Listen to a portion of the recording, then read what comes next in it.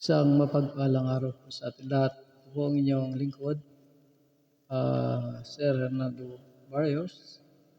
Kayo po ay nanyayahan po para sa isang pag-aaral.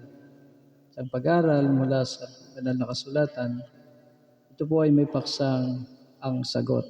Marami po tayong katanungan sa buhay na minsan hindi natin nasasagot. At sa pagkakataong ito, isa-isayin po natin ano po ang kalalagayan natin sa harapan ng Diyos. Tayo po ay nilikha ng Diyos, alam natin ito at ang tao ay nagkasala. At dahil sa kasalanan, ito po ang dahilan kung bakit tayo ay nalayo sa Diyos. Unahin muna natin, ano po ba sa una pong ating aralin ay ano po ba ang kasalanan? Tayo po ay may apat na aralin, magsisimula tayo dito sa ano ang kasalanan. So, ang malaking hadlang sa Diyos at sa tao ay ang kasalanan. Sabi Isaiah 59:2, ngunit ang sala mo ang naging dahilan kaya di marinig ang dalangin mo. At siya ring dahilan ng paglalayo ninyo, ang tao at ang Diyos. Ang kasalanan ay ang pinakaugat o dahilan kung bakit ang tao ay lumalaban at sumusuway sa kalooban ng Diyos.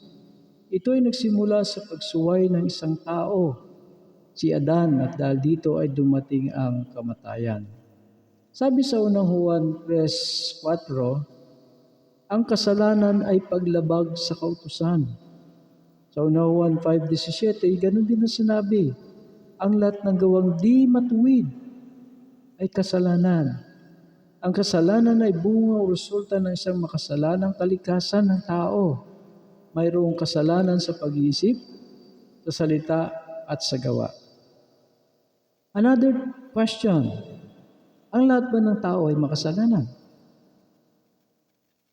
Ito ang karaniwan ng tinatanong ng mga tao, matalino man o mangmang. Ang lahat ba ng tao ay makasalanan? Matatagpuan ninyo kasagutan sa munting aklat na ito na ating pagbubulayan sa araw na ito. Ang lahat ay nagkasala, sinabi ng Biblia. Sa Romans 3:23, ang lahat ay nagkasala nga at hindi nakakaabot sa kalwatian ng Diyos. Sa Romans 3:10-12, ganun din ang sinasabi. Gaya ng nasusulat, walang matuwid, wala kahit isa. Walang nakatatalastas, walang humahanap sa Diyos. Silang lahat ay nagsilihis, magkasamang nawalan ng kasaysayan. Walang gumagawa ng mabuti, wala kahit isa. Ngayon, lagyan natin ng sagot ang bawat katanungan na narito. Tapos natin mapakinggan. Ano ngayon ang sagot? Sa unang tanong, ano ang malaking hadlang sa Diyos at sa tao? Base sa ating pinag-aralan kanina, sa Isaiah 59:2, ngunit ang sala mo ang nagiging dahilan kaya di marinig ang dalangin mo at siya ring dahilan ng paglalayo ninyo ng Diyos at ng tao. Dalawang tanong, sa iyong sariling pangungusap, ano ang kasalanan? Sa basihan natin, ang unang Juan ay 3:4, sabi dito, ang kasalanan ay paglabag sa kautusan. Ganon din sa unang Juan 5:17, ang lahat ng gawaing di matuwid ay kasalanan. Tatlong tanong, ang lahat bang tao ay makasalanan? Yes. Sinabi yan ng Romans 3:23, ang lahat ay nagkasala nga at hindi nakakaabot sa kalwatian ng Diyos. Sa 3:10-12, ganun din.